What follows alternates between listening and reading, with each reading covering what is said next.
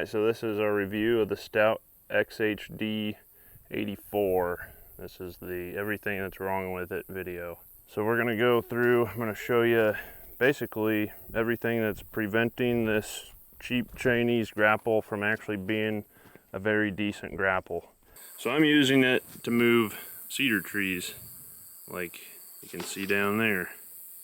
They're not your 100+ foot tall cedars. They get up to about 60 feet tall, but usually they're about 20 to 30 foot. And a lot of them are just shrubs, like these over here. Using ASV RT135 to run it, 132 horse. Looking at about 14,000 pounds of operating weight here. So that's a lot of force behind this grapple. All right, let's get right into this. First and foremost, the shape of the bucket.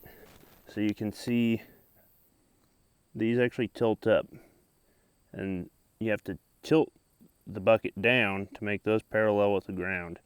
You can't actually see the tips from the cab, and it's a pain in the ass to run it like this. If that line would extend all the way out and then it would angle up, it'd be a lot better. The grapples themselves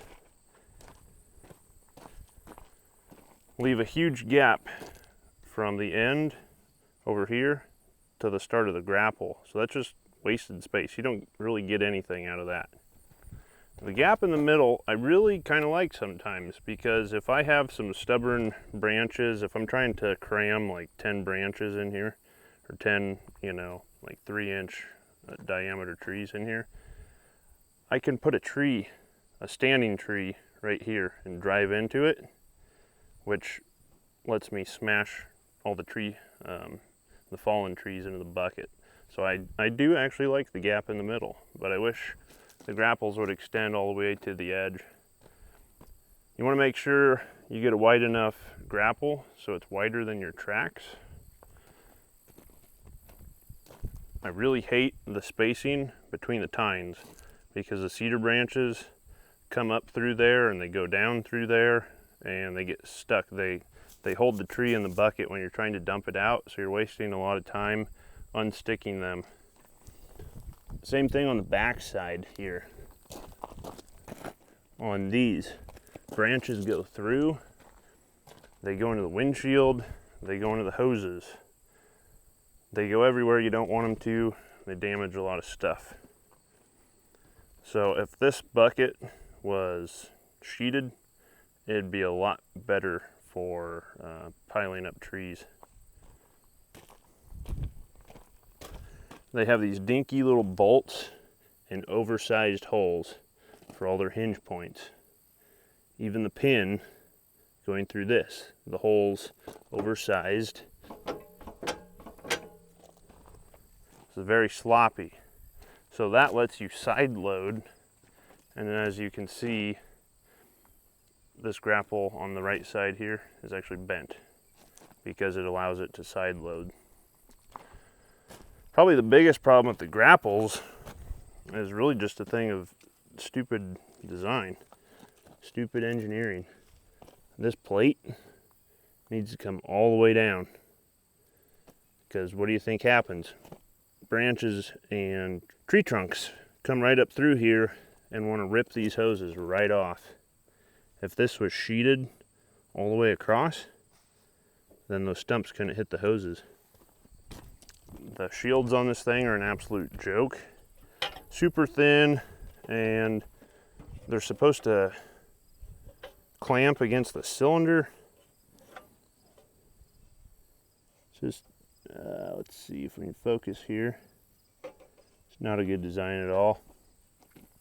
The other problem is it's open on the front, so this shield should extend all the way over here and go past our cylinder mount. There's absolutely no reason that it can't, because guess what? Trees come in here, and they go in here, and they go in here, and they go in here, and they want to rip your hose off, because that hose connects right here. So this is the same problem the Vernig V60 has with their super grapple bucket. They have the exact same style of cover. They have the same cylinder placement. They have the same cheap flimsy cover that does not go over the front. So that's why I'm not going with a Vernig when I replace this. Probably the number one problem with this Stout XHD is your hose routing. So on the ASV, well, let's back up. These two T-junctions actually came out right here. And on the ASV, and this is kind of a fault of the ASV, when you tilt curl your bucket all the way back, it physically smashes this bar into this. Like the front of this sits flush with this edge. So it was actually smashing my hose ends between there, just mechanically crushing them. So I had to reroute all the hoses over to the side. So the hose routing sucks, and then the hose quality sucks. So I've replaced all but one hose on this thing. So these are the good, I think they're Gates brand hoses.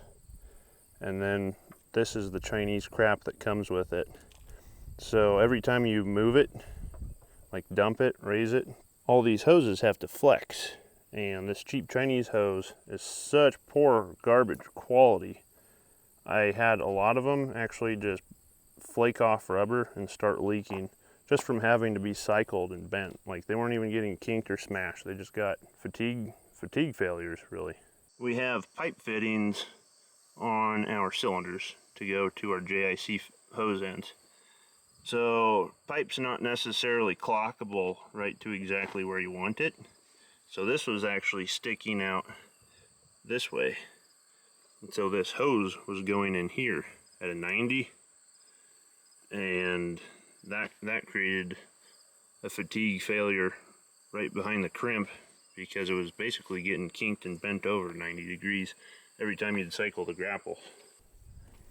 So they got poor ports, poorly chosen ports on the cylinders.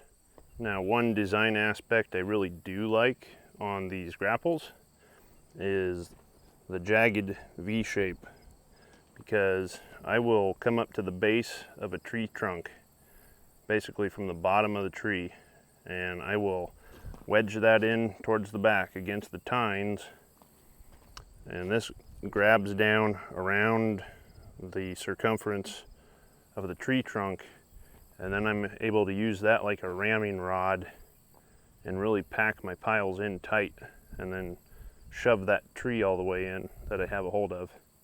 So I do like that V contour on the grapple. You don't see that on all of these brush grapples. Our grapple profile, so our opening between the grapple and the bucket, it's only 35 inches, which is pretty pathetic for trying to move trees. And now that I've done a lot more research on buckets, I will see this referred to as a skeleton rock grapple, and it's probably okay for moving rocks. But this was marketed and sold to me as being a brush grapple. You can see it has the grooves to pull a tree up, to deroot a tree, and those actually do work fairly well. Problem, like I said though, is from the cab, when this bucket's laying flat on the ground, you can't see where these are at. As far as having the strength to push piles around, it's got plenty of strength. I'm not worried about the material selection. It's just the weak part is the oversized holes for their pivoting pins and bolts. Should have used bigger bolts or bigger pins, and they should have precision made holes for them to go through, which you'll see on the higher end attachments. So I hope that helps you make your decision on brush piling grapple. The bottom of the barrel is not what you want to go with. I bought this because my neighbor had it, and it was, you know, next door. It was cheap and it was available. But now that I've run it and I've replaced pretty much every hose on it. It's time to move on to the next one.